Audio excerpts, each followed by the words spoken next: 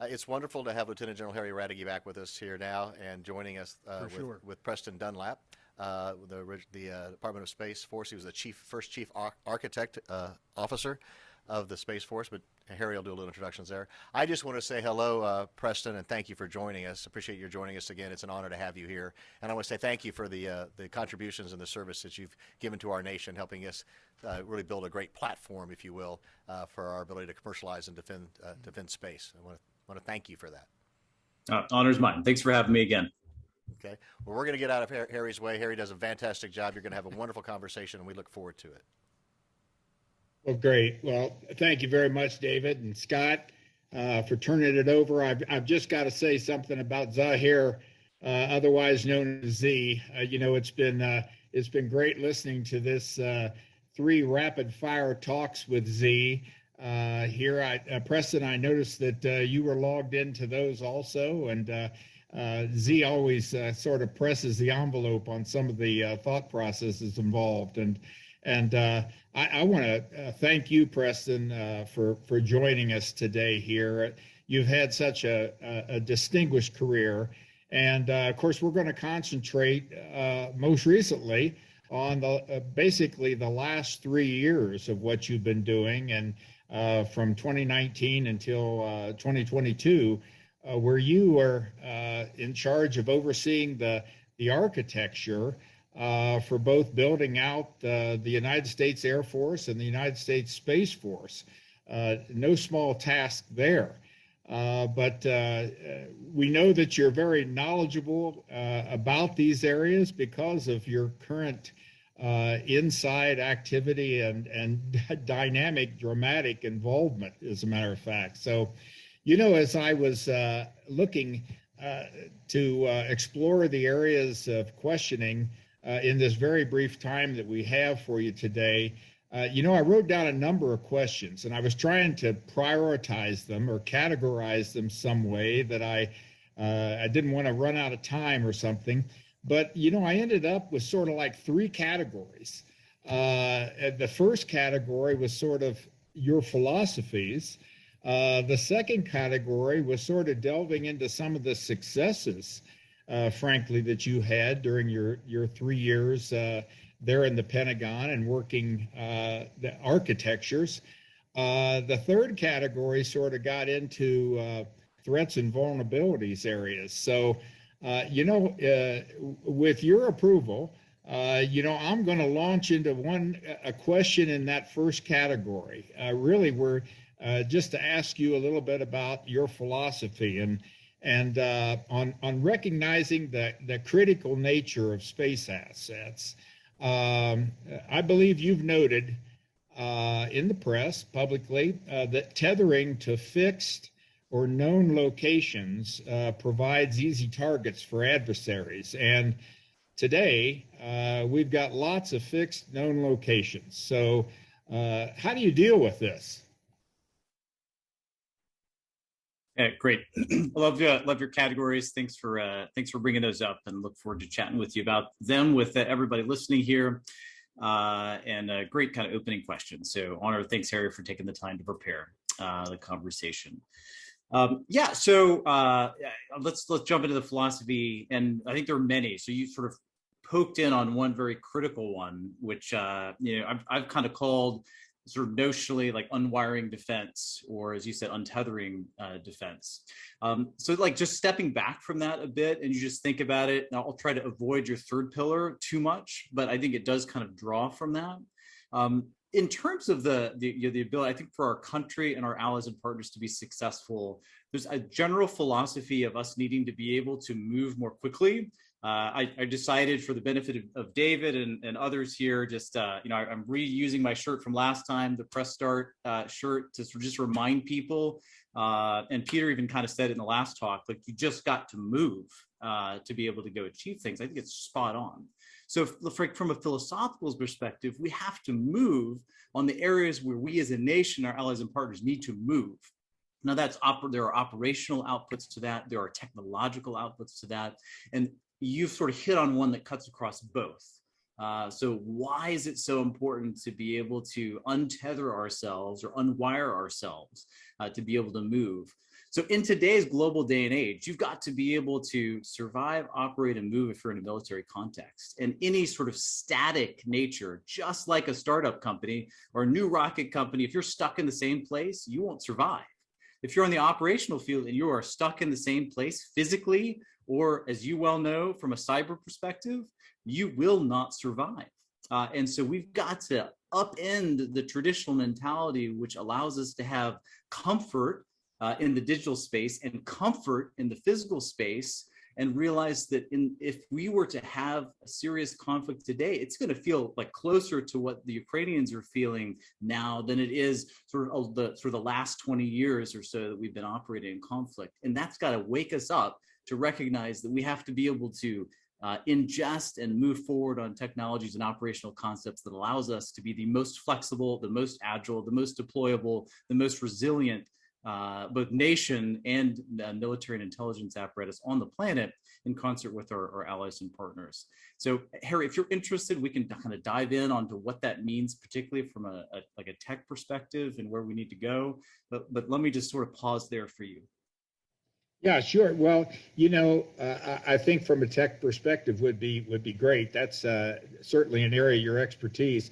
I'll tell you, your particular quote, about fixed locations really got me thinking about something that happened in my past when I was still in the Department of Defense. And that's when I watched our Pentagon burning for 3.5 days during the 9/11 attacks.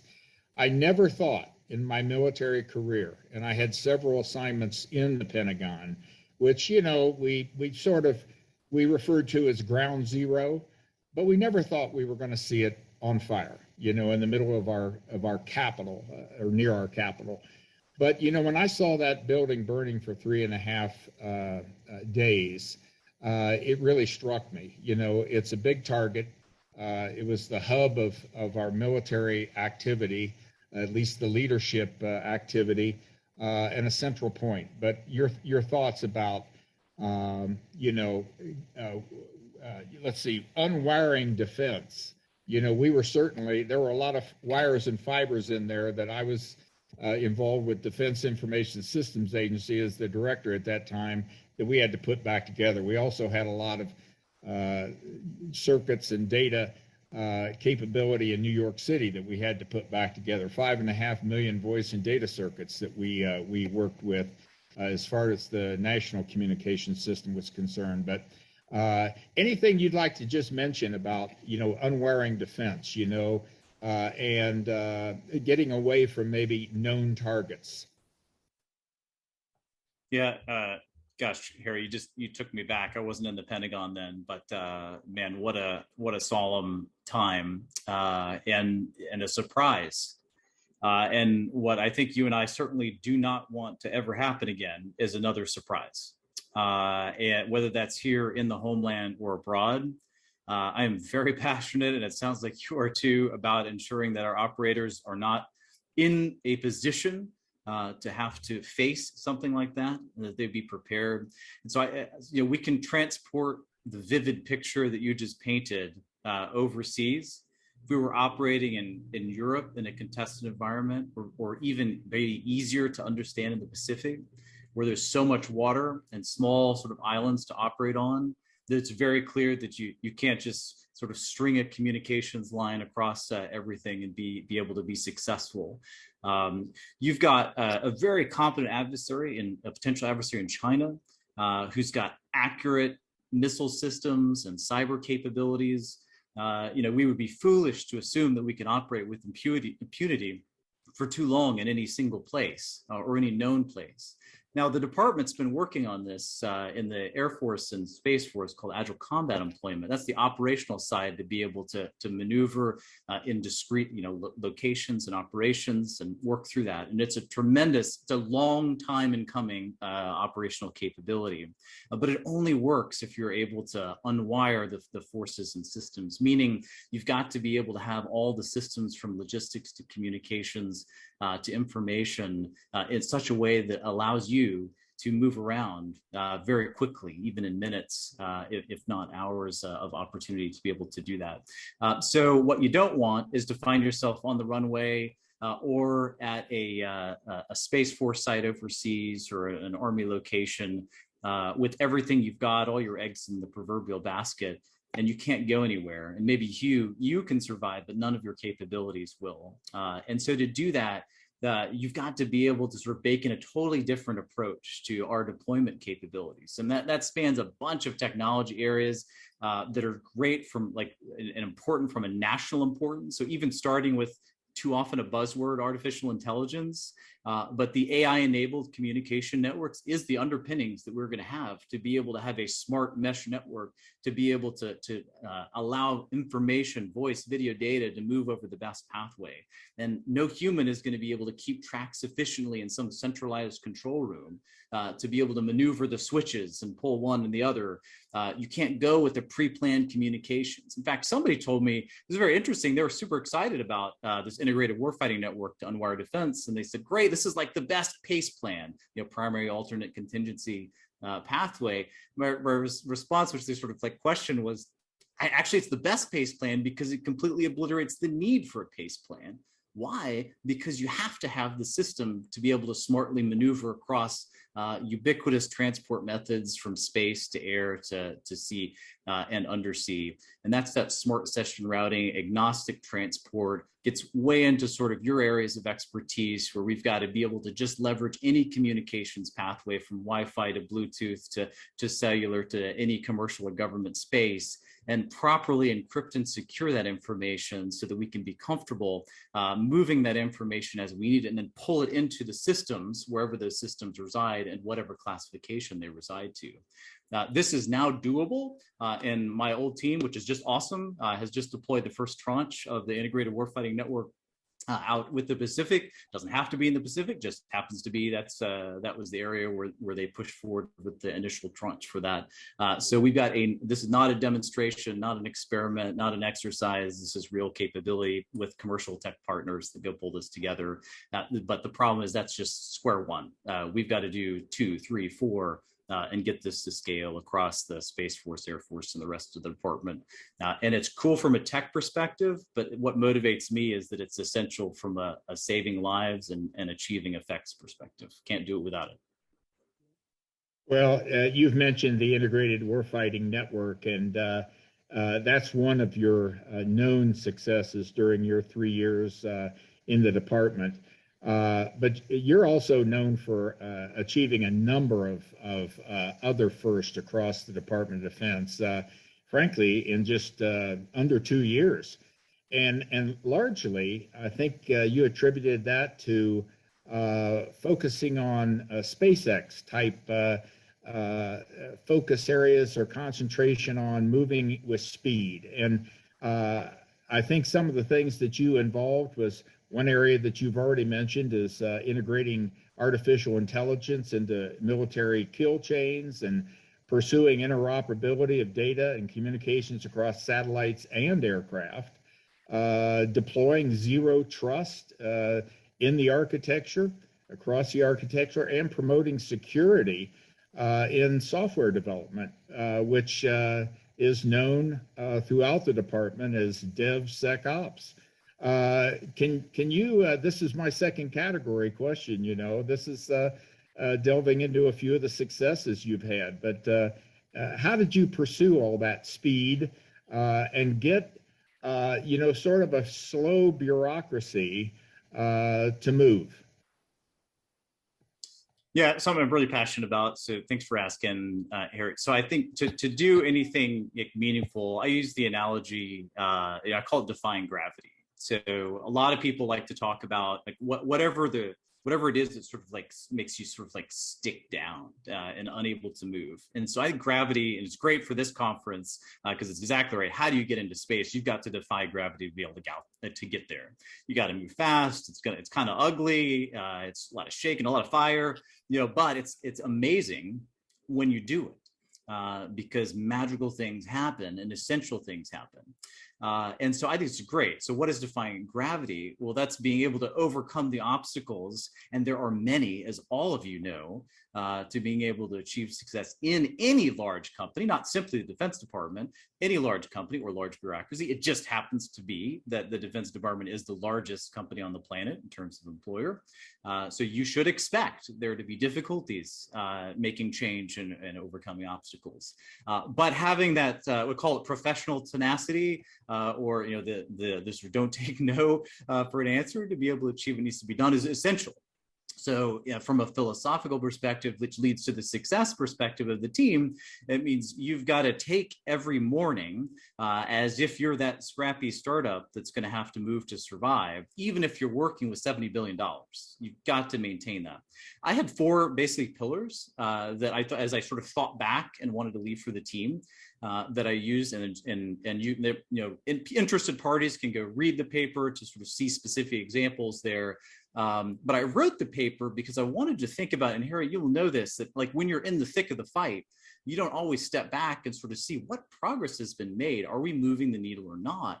And so I want to make sure that everybody in this ecosystem here can say, okay, the needle's been moved. Let's keep moving it. And rather than be one of those guys or gals that sort of leaves the department, all of a sudden becomes the expert on how things should have been done, but never did it themselves. Thus, I put a whole bunch of like 30 some examples of actually where a team did this, which I think is just helpful to support this. But 4 things. First, I came in very strong, thinking that we're gonna have to shock the system. I call it like Silicon Valley speed. That's an overused term, but basically it means that we've got massive technological opportunities here in our country and in our allies. We need to ingest them and embrace them and use them. And Congress is trying to get us to do that, but we're often our own worst enemy. And then Congress comes back to being a difficult partner with all the appropriations and the budget side. So we've got to all work together to make it. So I get a long list of amazing, innovative commercial partners, hundreds of new companies coming into the ecosystem as a result of this, 5-to-1 private capital investment for every dollar I spent in a portion of the budget. Like everything is going great from a like shock the system perspective, but wasn't good enough. So everybody out there thinks if I just have the great tech that the warfighter loves, then boom, like it's going to happen. No. So that's why I have the next 2 steps, which is you got to flip the acquisition script and deliver. And I say acquisition for simplicity, but anybody who wants to do something in a dual use or government mindset has to have the budgeting and the congressional and the contracts and the requirements. Everything's got to line up, all like pins in a lock. Everything has to line up to be able to unlock the door to innovation, speed, and delivering of capability. And so simply having great tech or even getting it in the hand of somebody who needs it, insufficient. You got to do more. And then finally, I think the thing that was just so obvious to people that we don't do is what I call it slay the valley of death and scale. And so what that means is not only pushing resources to not just do it, but you notice I ended sort of my comments back to you on the Pacific work that my team did. And I wanted to clarify that it's not an experiment or a demonstration because you can actually just deliver the capabilities and then just start scaling them across the globe or across the units. And that's essential. I hear our leaders in the Department of Defense sort of keeping that mantra of like, demonstrate to push risk down, but then we've got to deliver and scale the systems. And so those are the things that, those are sort of the 4 categories. We'll call them steps, but they're all done in parallel to be able to do it.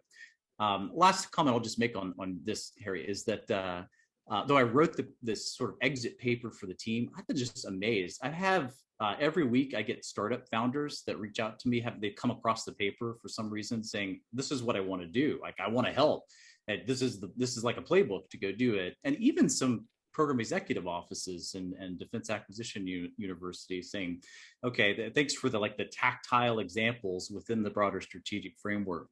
And they're going to use it in some curriculum and so on. So I'm actually was not intended for that purpose, but it's great that we've got some traction, I think, in the system to go, shock it and then deliver. That's what everybody wants. We just have to do it. Yeah, that paper you wrote is fantastic. And I can see why you're getting a lot of comment from lots of different people because it gives tremendous insight, but it also gives, a structured approach to how to address these issues. And, we had General Keith Alexander on early this morning, and you used the term here just recently, Silicon Valley speed. He had the opportunity of mentioning again network speed, which for years he has always talked about. And networks today have to be in that mode of operation, where speed and you can deliver, and we just want to go faster and faster. Some of those previous comments that were made by some of the other fireside chats that we've had already today talked about the importance of communication and the speed and everything, and everybody wants more. More bandwidth, more capacity, more storage, faster, all the time. But let's that third category I mentioned, and I know this is something that is vulnerabilities, and you had mentioned at the beginning, not wanting to delve too much on that, but there is something that I know you spoke about or you have feelings about, and that's you mentioned that dispersing is hard and maintaining reliable communications across distance and under duress is hard. And, speaking of duress, as we've had this series of space talks here with these experts and everything, how would you say that the DoD and industry can best handle like cybersecurity threats? And another thing that kind of goes through cycles over years is, what about the damaging effects of electromagnetic pulse, EMP? That seems to be coming back into the discussion topics again. I've worked in this area for a long time. And EMP seems to come and go with time. And now people are starting to get more concerned about it. And of course, EMP, we can have the effects of solar flares, which could affect communications in space or ground activity, but also enemy-generated type effects on the ground, in the air, or even in space. So I'd like to have you delve a little bit into, speaking of duress, and that this is hard. Yeah, I think it's great kind of question there. There's just stepping back into sort of why it's hard. There's technical reasons, but as we think about the threats from potential adversaries, and it's useful to just sort of recognize that as a whole category, just at the very strategic level with a budget. So, for example, our Defense Department budget as a whole, has been growing, but on a 1.8% annual basis. A country like China, for example, has been growing on a 7% annual basis. You factor in inflation of about 2.5% or 2.7%, and basically we're kind of going down. Meanwhile, China's increasing by 4.5%. And that's a lot of money in the end of the day, which then can be invested in emerging technologies or truly disruptive technologies like some of the ones that you mentioned in cyberspace, high-powered microwave projections, or electromagnetic and other sort of EW or electronic warfare regimes. Now, these are in some cases maybe difficult technical, but sort of low cost from the overall regime if you can harness the technology and disruptive effects. And so what we've got to do in response to that is to be able to leverage the nominal large dollar figure that we have, but the decreasing buying power that we have to the most impactful set of technologies, programs, and systems that we can have to be able to have the effects.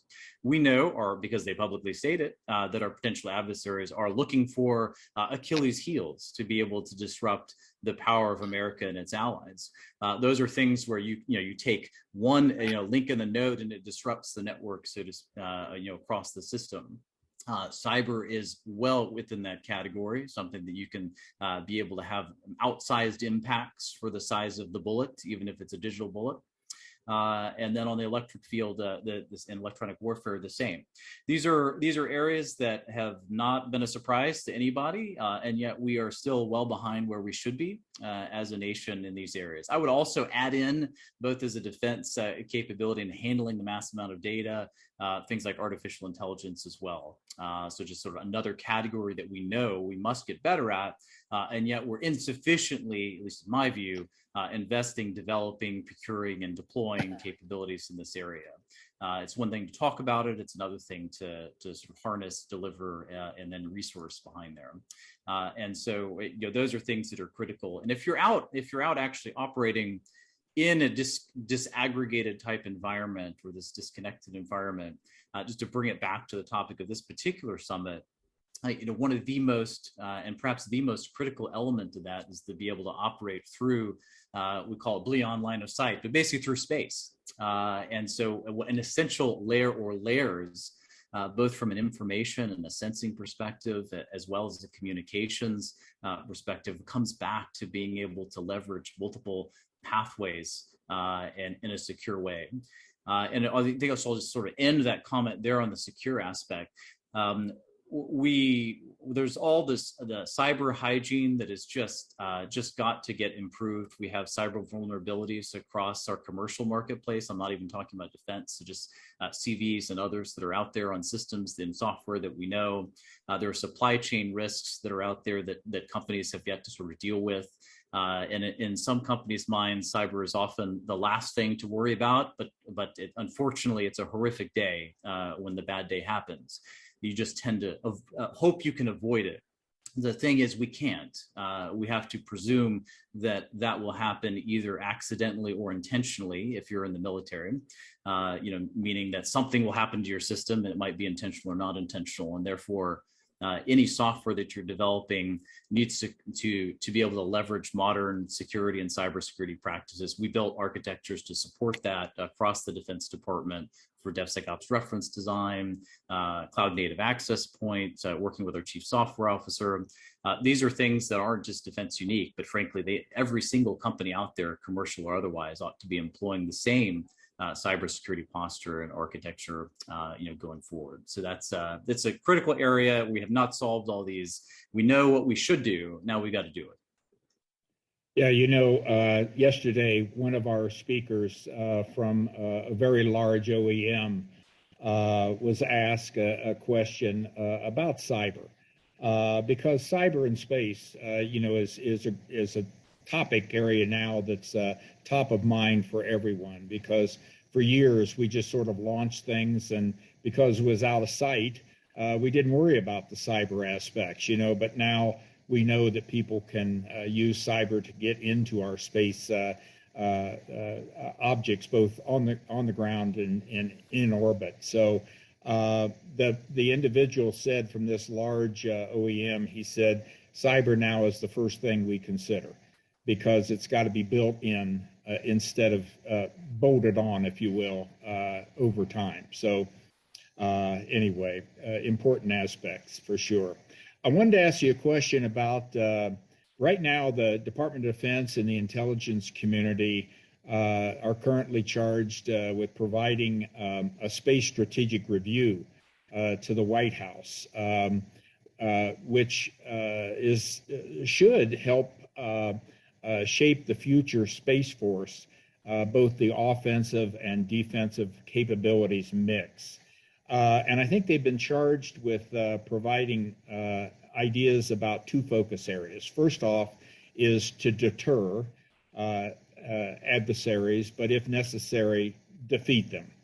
And the second area, and this is one that I would most appreciate your thoughts on, is to address whether the U.S. needs to declassify information about both adversary threats and U.S. capabilities to underpin deterrence.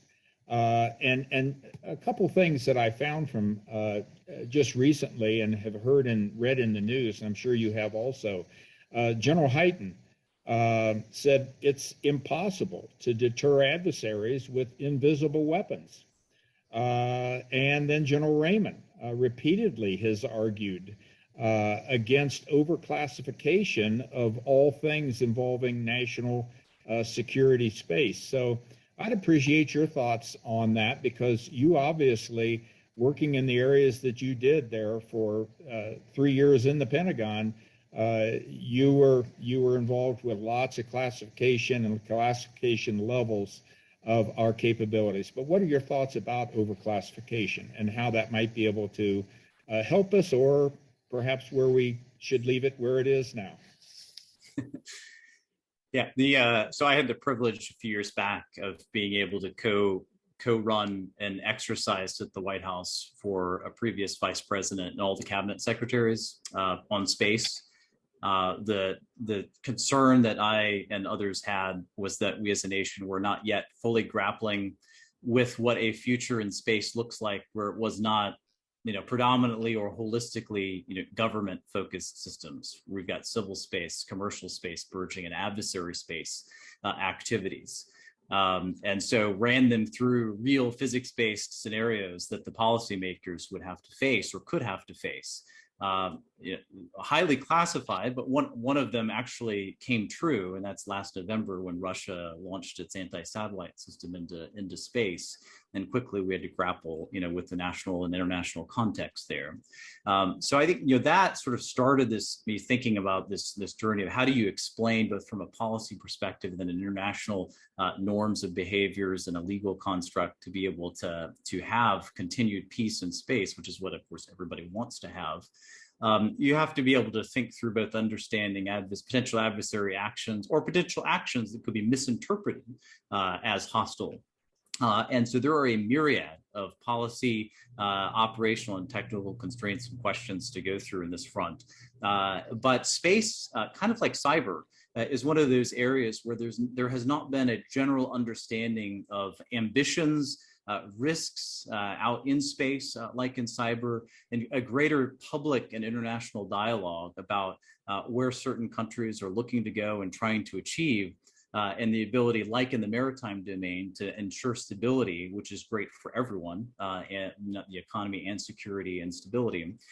We've got to think about that in space. And so there's great reasons that General Raymond and General Hyten, when he was in, and others have been thinking very carefully about how to communicate both the potential threats, so that there's an understanding of why we must invest and develop capabilities and the motivations for it. And then in partnership with commercial industry, being able to be more clear about the capabilities, systems, and risks that we need help from them on is going to be important.